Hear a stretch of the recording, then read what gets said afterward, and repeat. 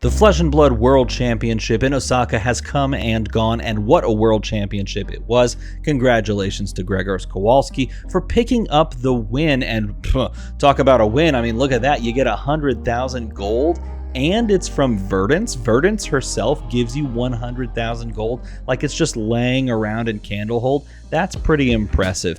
And it was won off of the back of Count Your Blessings Enigma. And I will be the first to tell you that I would not have put money on that at all. I would not have expected that at all. And that leads into today's topic, because today we're going to talk about things that I believed to be correct and were either correct or incorrect. So what did I get right and what did I get wrong? And if you didn't know, it's the holidays. Yeah, that's right. November means the holiday season. And if you want to celebrate the holidays with me together forever, well, then you can support the channel by picking up none other than a Flesh and Blood Advent Calendar. Yes, I've already sold about half of these Flesh and Blood Advent Calendars, but if you would like to join me in opening a pack or two from every set released in Flesh and Blood's 5-year history now, then head on into the Discord, pick one up, and all of us are going to get together every day, and we're going to open a pack at a time. I individually wrap and label the packs one per day so that you can open another piece of Flesh and Blood's history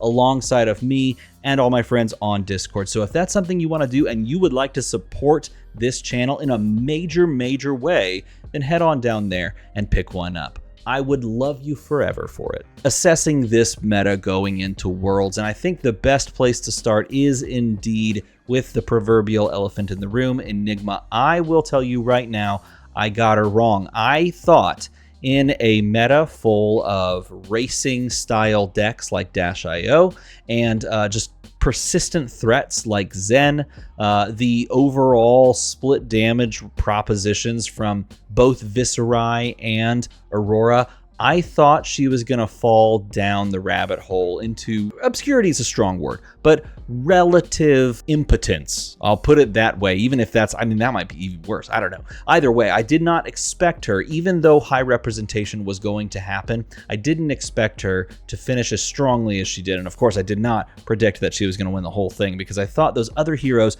were enough to tamp her down. But here's the cool thing about being wrong about this, is that we discovered, thanks to none other than Valentine's list that we're about to take a look at right there, that there is a totally functional, well, I don't know if we discovered, but I personally discovered that there is a very strong and totally functional combo version or aggressive version of Enigma. I mean, look, it's running 10,000 Year Reunion and just trying to slam down big attacks alongside of it. Like, this is a ton of reds to be in an Enigma list. Like, this is a really cool list. And of course, we could like dive in. Like, I love the blue Sift, by the way. I think that card's cool as an inclusion there.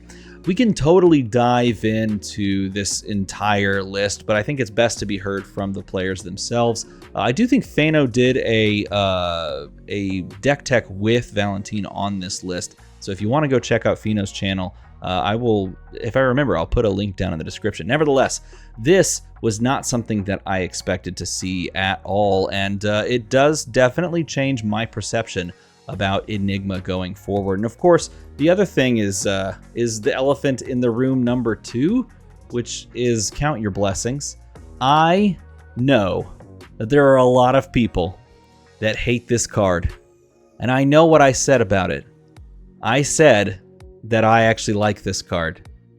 And after watching multiple untimed top 8 rounds, I definitely lost a little bit of love for Count Your Blessings, but at the same time, if you watch those games from a really high level, at least when I was watching those games, I was trying to watch them from as high a level as I could, and there's a lot of really interesting back and forth and a lot of really interesting decision points where players have not just the deck building decision, but also the overall playline decision and the pitch stacking and the second to third cycle kind of decision points. When do I play this card? Do I play it for this value, or do I have implied value later? That made it interesting to me. But at the same time, I definitely understand the draw, the downside of seeing this card. And for me, the question was always, how does it play in Swiss, and is it that impactful in Swiss? And it turns out, for the most part, it was fine. At least that's how I feel about it. But once it gets to untimed rounds, it can make for some like movie style lengths of games, and that is not the best viewing experience. So I definitely side with some people out there that the viewing experience of this type of thing is an acquired taste. It's an acquired taste. That's putting it very nicely. I will say I probably enjoyed it a little bit more than some of you out there, but I can recognize that it's probably not as enjoyable as watching, I don't know, like an aggro matchup. But then some people are going to say the exact same thing about like Dio and be like, I didn't enjoy really watching Dio because all they do is spam things and take like a 30-minute turn. Yeah, that's the same argument that people said with Kano. I enjoy that too, personally. I like watching the wheels turn, and sometimes you just got to make the cogworks fire up and do your thing. So for me, I very much enjoyed that as well. I thought Sam Sutherland did a fantastic job. Speaking of Dio, that's another thing I got wrong. I think I overestimated Dio's abilities in the meta, and yet 2 copies got into the top 8. Same thing with Enigma. But still, I was expecting a Dio list to be in the finals. I will go that far to say I expected a Dio list to be in the finals. I thought Dio was going to kind of not run the table, but get very close, if not just outright win the event, because I think the power level is there. And I think as you get to the highest levels of competition, the highest level players will take the deck and break it in twain.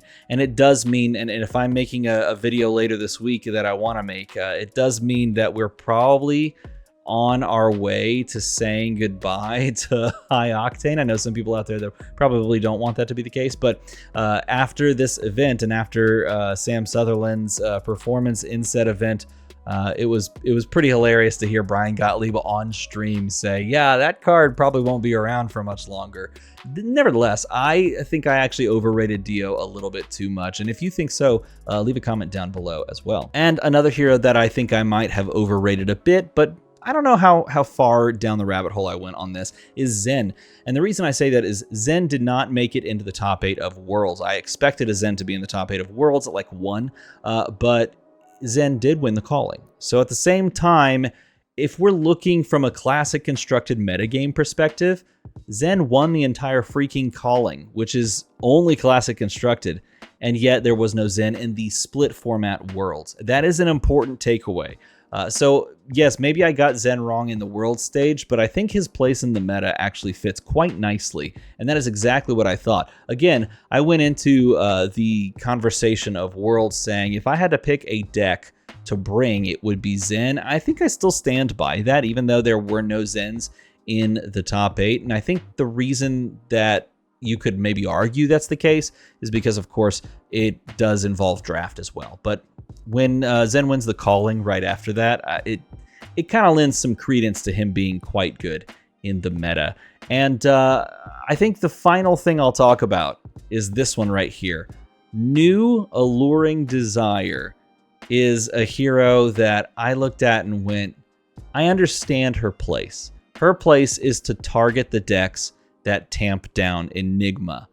And yet it was always one of those things that was like, is she really that good, necessary? Is she really that like potent?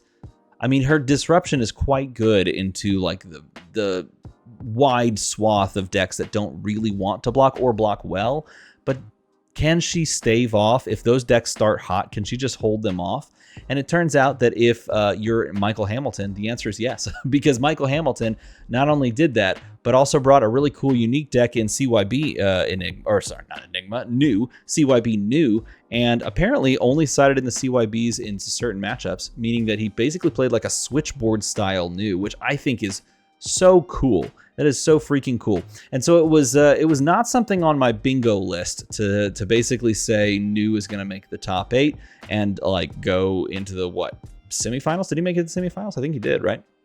I was kind of surprised. No, he made it to the quarterfinals. I was surprised by that to make it into the top 8. But again, Michael Hamilton does Michael Hamilton things, and so New I was not super high on, and I think I underestimated her as well. So where does that stand after this? Of course, this is all kind of wrapped around the idea that we could be seeing a few cards go. High Octane could make its way out of the format here in the next, I don't know, week or so when the next banned and restricted announcement is. I think it's on the 12th or something like that, so next week. But if this card goes, Dio takes a massive, major hit, and we may actually never see Dash. Actually, that's not true. Dash could still make her way out of the format because she doesn't, one of her builds doesn't necessarily rely on high octane, and that's Control Dash. But I don't know what Dio does. I mean, Dio still can push damage, but she immediately becomes far more fatigable, I think. And so maybe there's a world where she like kind of pivots. But it's really interesting because I don't know if there's going to be a hero that falls that hard from meta to meta if that card goes. Correct me in the comments. Let me know something I'm missing in the comments below, because if I'm missing something about Dio as she pivots out of high octane being lost, I don't know.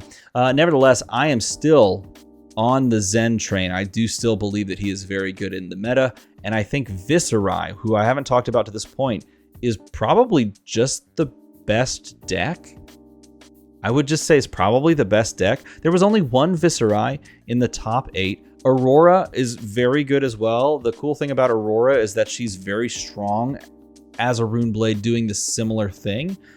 But I don't know if I would put anyone else up against. I think Viserai's just the best deck. And I could be wrong about that, so leave a comment down below if I am. But I think going forward, this is the de facto best deck in the format. And I think right behind him, if Viserai continues to skyrocket in popularity, perhaps could be Enigma and Aurora right there as well. But I mean, if all this stays the same relatively and just Dio steps back, depending of course on what else rotates, if something else is banned alongside of high octane, I'm feeling pretty good about Zen's place in those heroes. So it could just be more of the same of this type of meta. I mean, if Count Your Blessings goes, I don't know how crazy or how much that really changes anything. I think these decks just kind of do the same thing that they did before. I don't think that's the interesting thing as well. Count Your Blessings may be removed not because of its power level, but because of its unfun aspects. So if that actually happens, then I don't know if the meta actually shifts that much. But it was a fun meta to watch, and there was a lot of space for a lot of different heroes. So let me know what you think you got right and got wrong about this meta. And if you enjoy this sort of thing, make our number go to another number. Making a number going to another number, like making that happen, very, very good indeed. As always, everybody, thanks for watching.